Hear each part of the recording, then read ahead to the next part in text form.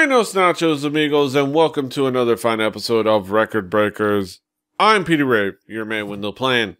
Here with me is my quorum of yahoos, my friends, my record reviewer pals, and co-conspirators. We've got Brett. And the chicken tastes like wood. We've got Drew. And we've got Patrick. Hi, guys. And I just realized I didn't have anybody on camera there. So that's fun. Brett, Drew, Patrick, you get to see them. We are gathered once again to talk about music, review some records, talk. This week, the music provider is none other than moi.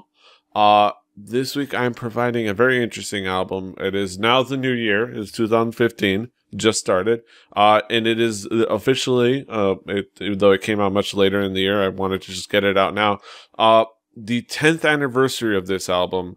It's called The Mouse and the Mask by a collaboration duo known as Dangerdoom. Danger of Dangerdoom is none other than Danger Mouse, somebody we talked about before, after kind of we talked about the Gray album. After that, I knew I had to bring this album up because this is definitely the next step. After that album kind of gave him notoriety, he started collaborating with other artists, and then with connections here and there came this collaboration where Danger Mouse met MF Doom, Metal Face Doom, and they created Dangerdoom. A lot of influences from Adult Swim and its shows, a lot of references and stuff like that.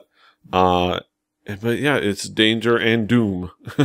Very cartoon influence, very, but let's get into some expectations. I'll start with Patrick. What were your expectations coming to this album?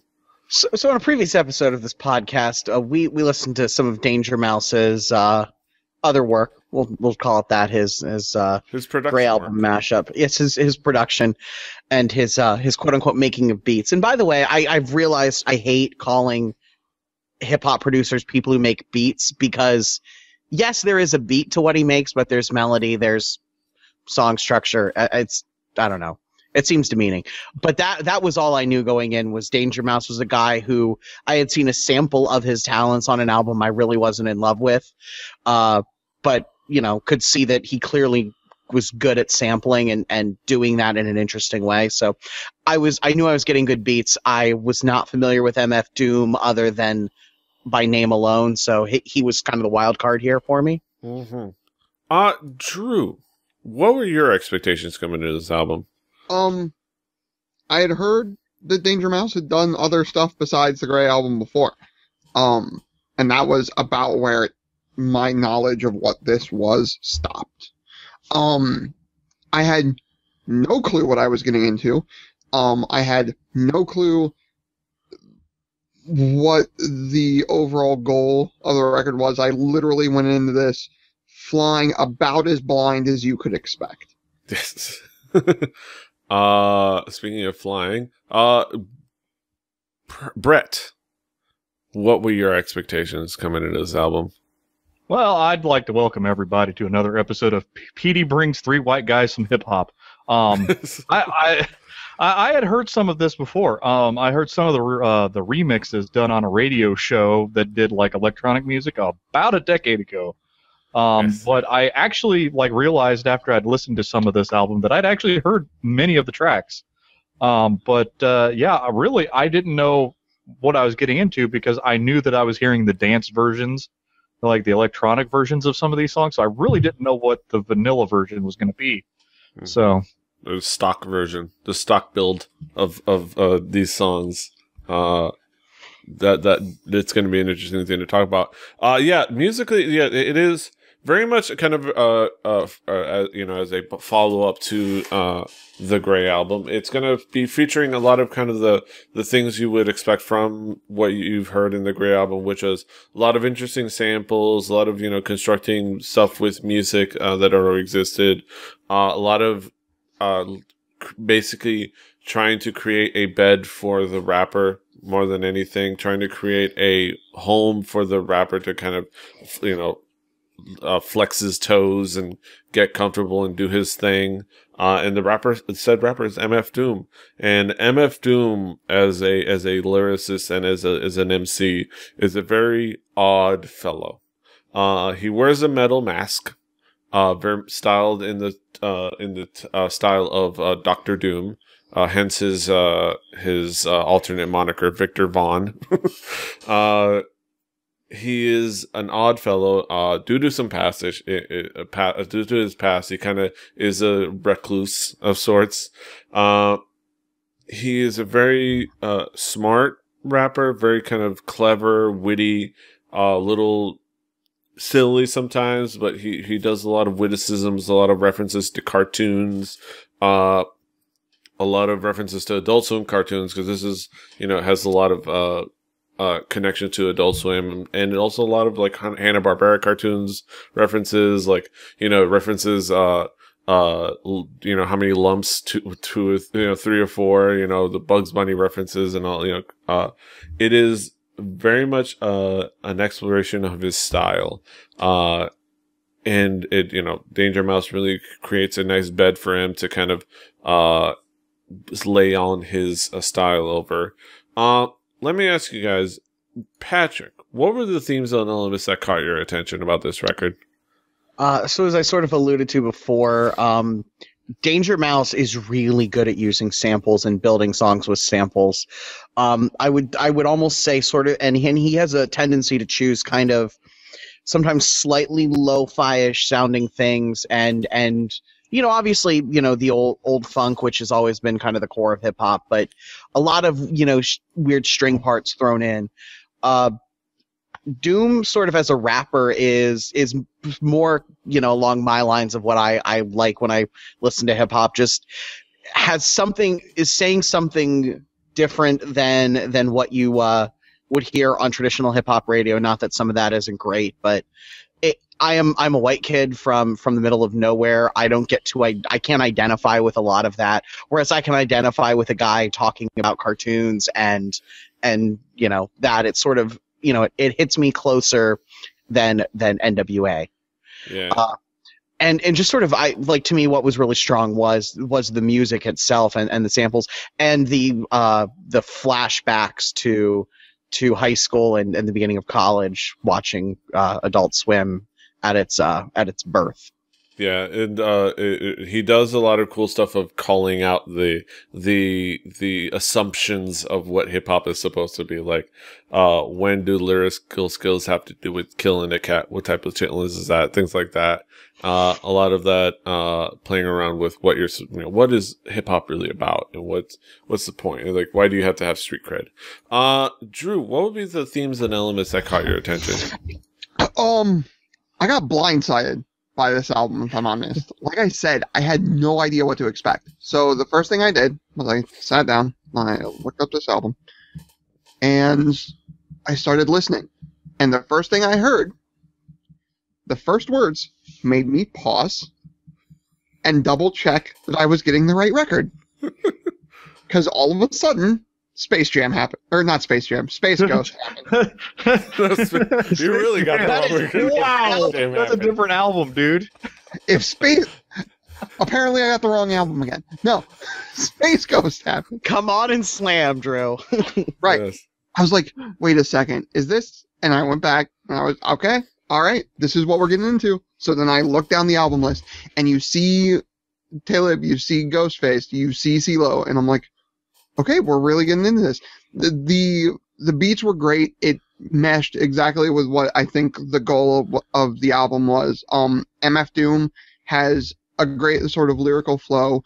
You can tell he's smart. He uses cartoons he uses those Looney Tunes as metaphor for selling out and like going the bigwigs, and how it's like, that's great to me. Like, the whole album to me from back to front bridges this gap that I didn't realize happened, which was the inside baseball of the jokes that nerdcore usually gets, and how it usually is something that sort of panders to the audience a little bit, but it bridges that gap to like the regular rap culture and the regular rap style. And to me, that's something that is fantastic. It's very much a closer bridge to me than some of the other people that do it. And it just really worked. Like, it was something that was, from back to front, something I can see myself listening to again, in this style of hip hop. It's really cool. Yeah, it is a very cool, clever, fun, and like I love those like references and like, you know, people that he, you know, the midgets into crunk and did a solo on the oboe. I could sit here and like recite so many lyrics, but Brett, what were the themes and elements that caught your attention? What was your impression once you actually started listening to this album, you know, based on your expectations? Well, I mean, you know, this isn't the first Adult Swim correlating album that we've done. I did bring MC Chris once, and he did voice work for Aqua Teen and for C Lab. So like, I was kind of expecting a little bit more hip hop done straight, which I found out that you can sort of split this album into like the tracks that are like the direction of the track is a show, and then the ones that aren't. And I like them both for different reasons. Yes, if you give me a song about Harvey Birdman, or that takes place in Harvey Birdman, or Aqua Teen, and just the fact that it takes me back to that time and place, especially the one about Space Ghost, taking me back to when I was in middle school, you know, rapping about Tad Ghostal and whatnot. That like, fantastic. But moreover, like, there was some really, really good use of like the old horn before the show movie track that you've all heard, and if you've heard this album, you know what I'm talking about. But yeah, like, seriously, and then also turn the beat around. Yes, turn the beat around. Love to feel percussion. Turn it up and down. Yeah. Some of the best lyrical work has to go to Meatwad. I mean, seriously, Meatwad really brought some stuff out. Like, I did not expect Meatwad. At the end, we'll talk about what song that is. I love that moment because it is kind of a little bit of a callback if you know MF Doom, but that's a moment. Yeah, we'll talk about some key tracks. I'll circumvent everybody. I don't know if that's a word, but I'll go ahead and say I'll do the record breakers thing and talk about the opening track, El Chupa Libre. It is the track where at the very beginning, like Drew said, asks Brack goes ahead and asks you, "Why did you buy this album?" "I don't know why you did. You're stupid."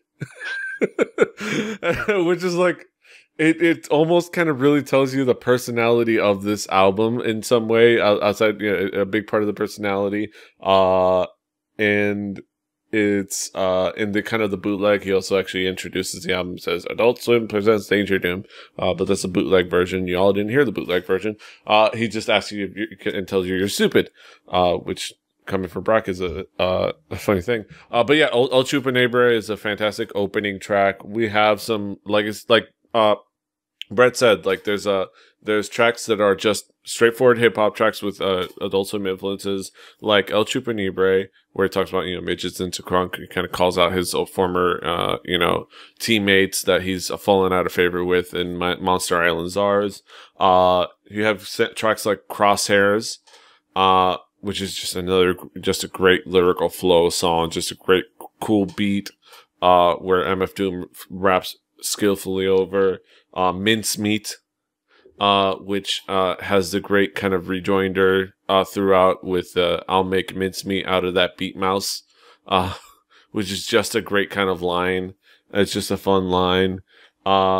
And then you have kind of the fun tracks like Vats of Urine, where he decides that he's gonna talk about, you know, he's gonna talk about and make a song where the subject matter is urine, because there aren't enough songs where the subject matter is urine. I mean, outside of NoFX's 45 or 46 songs that don't, you know, the blah blah blah, there really aren't there. And you know what? There should be. I'm sure. I guess, I don't know. And of course, you have like some of the more interesting, like the guest songs, like The Mask with Ghostface Killers, Old School with Talib Kweli, and Benzi Box with CeeLo Green. And Old School and Benzi Box also being very interesting because they're I think the only two songs in the entire album that have a hook. Old School and Benzi Box are the only songs that have a hook, and Benzi Box also for kind of being your early glimpse at Gnarls Barkley, which came a couple years later, and that blew up. So it give you an early glimpse of what Gnarls Barkley was going to be.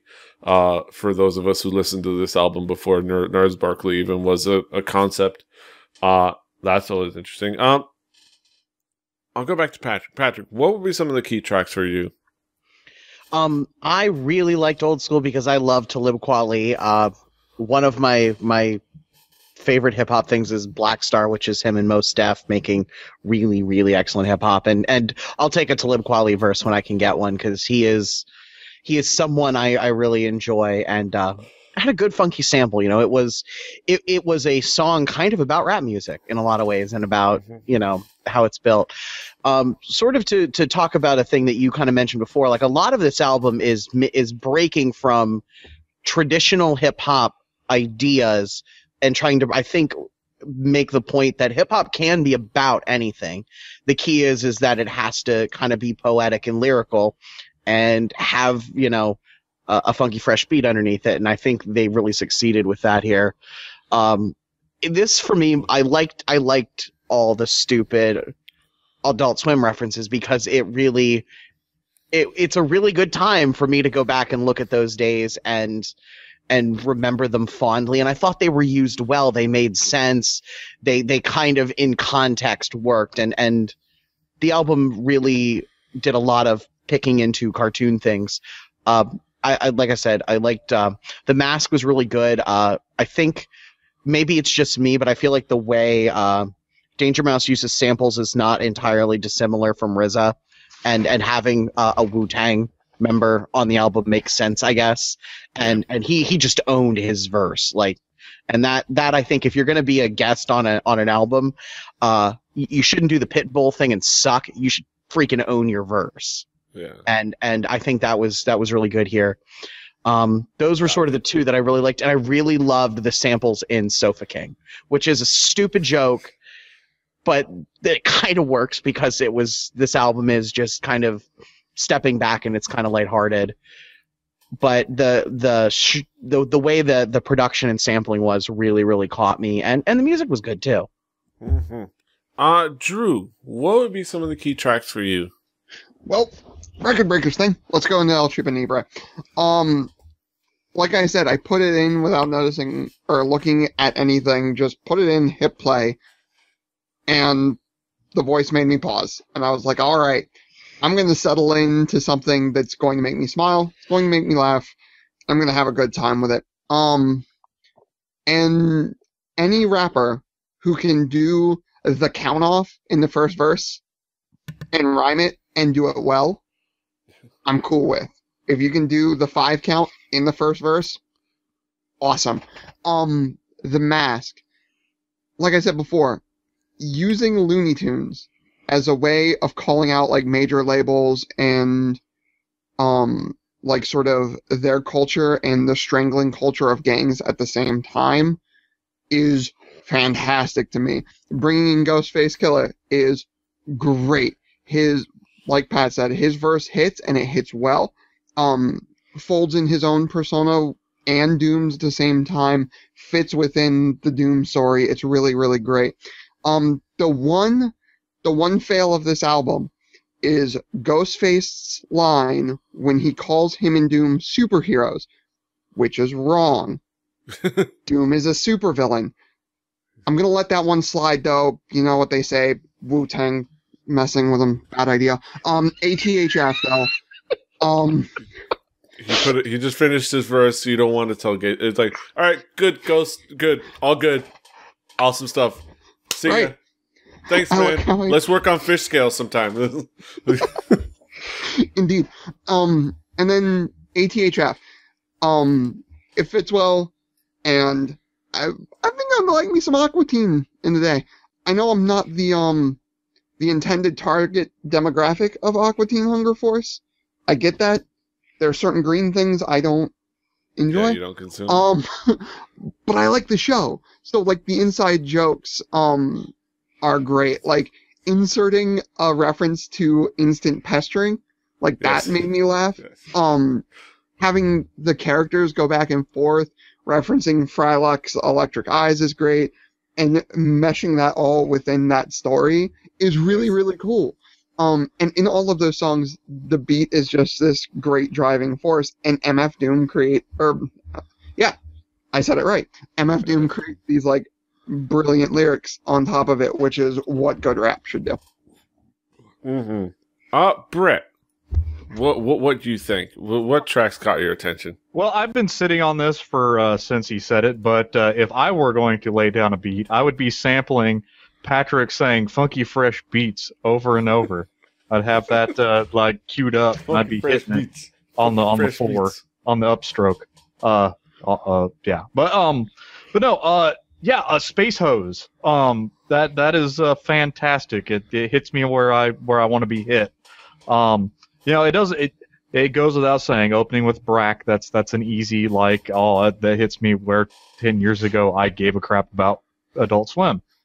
The Mask is a really fun track, and that was the one that ended with the best version of Turn the Beat Around. Sorry, Gloria.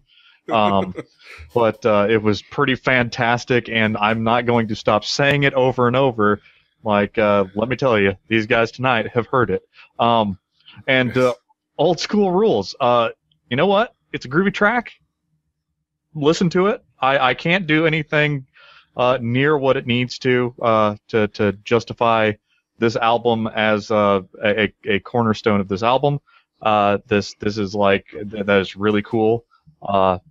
And also, let's all remember Perfect Hair. Perfect Hair Forever was a show for like maybe a couple episodes. Yes. Not as long, like it's not stuck in the memory of the populace as much as Aqua Teen or Space Ghost or Harvey Birdman. So let's just pour one out for them. Just pour one out for the Perfect Hair. Also, he's got a mask too, so give him the mic. Damn it. So yeah, I really dug a lot of this. Like we can go through every single track and find some gold in them there hills. And Petey constantly quoting lines from this song, which he did for about 15 minutes of pre-show. So if I'm playing the actual Record Breakers, the home game, he did. And yeah, it was. I wasn't mad, but I know how much Petey loves this album. Yeah, it is just a fun album. I know so many. I could sit here and listen to the album and rap along with MF Doom, like, and just do all the lines and such a the wordsmithing is so much fun, and it's so many tracks. But let's go back around the horn before we get back to my conclusions. Patrick, what would be kind of your conclusions about the album overall? I said a little bit about it before. If you don't get hip hop because so much of rap music is speaking to an audience that is not you, that you are not the intended audience. This is a really good way to hear excellent rapping, excellent production, and maybe very possibly have a topic that rings true to you, especially if you're in your mid-20s and watched Cartoon Network a decade ago, which I think all of us sort of have that in our hearts. It's really good. Like, I was kind of surprised how much I enjoyed it. The first 2 or 3 listens, I wasn't really into it, and then I sat down with it on headphones and really it was the only thing I was doing. I was really paying attention to it, and it clicked for me, and it's very good. It's one of the better hip hop records we've done on the show, I think, in a lot of ways, because the samples are so good. The lyrically, it's very smart. It pulls in a lot of things, and it brings back really good memories for me. So it's very good. Mm-hmm. Drew, what would be your thoughts on the album overall? What Patrick was saying was true, and it actually made me think about something in my own head, which is a good rap record can either be great in the background, right? It can be a good thumping beat at like a party or something or whatever. You hear it in the background, but when you actually listen to it, you're absolutely disgusted that people call this music. Or it can be something that you sit down with and really think about, and like the lyrics can play into that, and like you can dissect them, and it can be like that cool thing. A great rap record, in my opinion, does both, and for me, this album did that. I can listen to it while I'm playing StarCraft, or I'm sitting like just cleaning my room, or cleaning my car, or at work. Like, it's one of those records that works in the entirety aspect to me. And I can sit down and I can listen to the lyrics and I can dissect them and find the cool metaphor, then find the fun lyric and find out what they were trying to say in this record. And to me, it works on both levels, and you can't ask more from a rap record than that. She did, just understand, she did a cool hoop, but don't get any on you. Brett. You doing it now. Yes. Brett, what would be your conclusions about the album overall? This, along with many other albums that Petey has picked for me to white man critique, this will be on the regular rotation along with Scroobius Pip, Dan Lessac versus Scroobius Pip. This will be something that I absolutely had nothing to do with before, that will all of a sudden be a part of my life. This is a really solid album. I am not into this genre of music very often. It really doesn't speak to me unless it's about nerdy stuff and stuff that's my particular brand of nerd. And this hit on something that really was a part of my life about 10 years ago. It's a solid album. If you were there, if you are of an age where you were there when this happened, you need to go back. And there's really gold in them there hills. Go to it. Find it. If you don't get it, you don't get it. But if you do, you'll love it. Yeah, it is just a fantastic record, and it is just so much fun when like spending so many times listening to this record, this album, back and forth, and listening to all the tracks and singing along. Like my best friend at the time, we would like quote lines left and right, like if you don't like it, you can suck a straw. It's hot pink, just quoting lines left and right. And because it was just so much fun and funny and clever, and like the songs were so much fun, like for goodness sakes, there's a song about urine, but it makes sense because it's a song about it, like Drew said, where they do the mission is to get you thinking about what hip hop is supposed to be and what you're supposed to be rapping about and what you're expected to be rapping about. And that subverts your expectations. Like, everybody's talking about Get Pistols, Gats is Born. I came to flip you with a new topic, that's urine. It's about, this is what you expect. How about something different? New topics, new ideas. It could be anything. It could be pee. It could be about anything. Just bring new ideas. And that's the point of the song. It's not just a silly song about peeing. Like I said, no effects saying, I gotta pee, I gotta pee, I gotta pee. It actually has a point. Like, it is clever, like songs like The Mask, where they reference people's expectations, like people want, like the juxtaposition where people want MF Doom to take his mask off, and then Ghostface Killah talks about how people expect him to put the mask back on from his early days with the mask. It's kind of that juxtaposition with the mask. Like, everybody's asking MF Doom to take the mask off. Everybody's asking Tony Stark to put the mask back on. Like, it's just that idea is just so clever and fun. And I could go on for days and days and days about it, but I will stop now. Scene. That's it.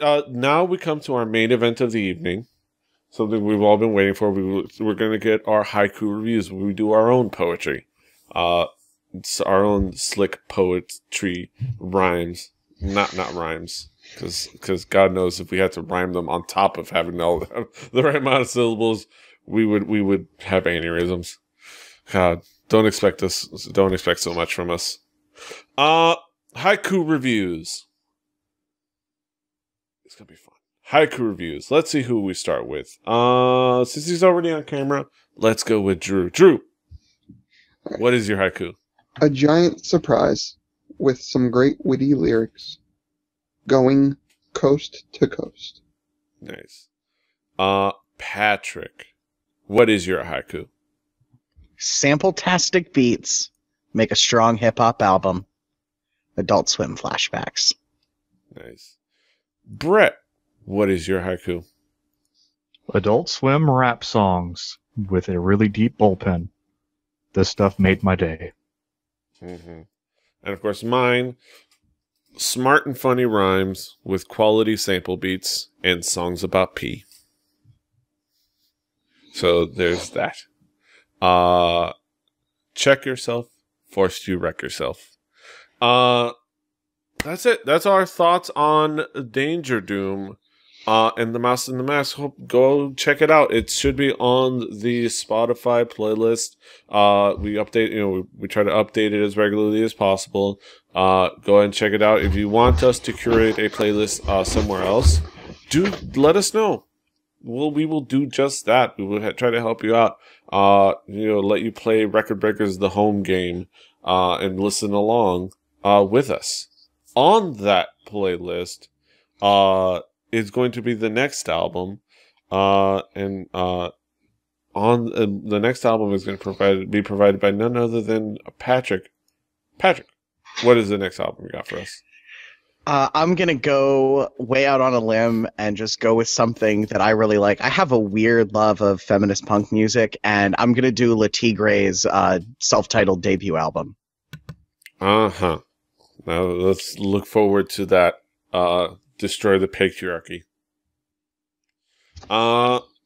That's it. You can find us all over the internet. Patrick is at The Swagger. Brett is at HibbityBibberd, HIBBITYBIBBARD. Drew is at XDruciferX. I'm at Petey Rave. The show's at 4 Record Breakers. That's the number 4. Like 4 horsemen, but we're the 4 Record Breakers. RecordBreakersPodcast.com. RecordBreakersPodcast@gmail.com. iTunes, Stitcher, all the places. That's it. Until next time. Hasta los huevos. Hey, everybody. Toodaloo. How many lumps? 3 or 4? I'm rapping Mussolini, and I play to lose.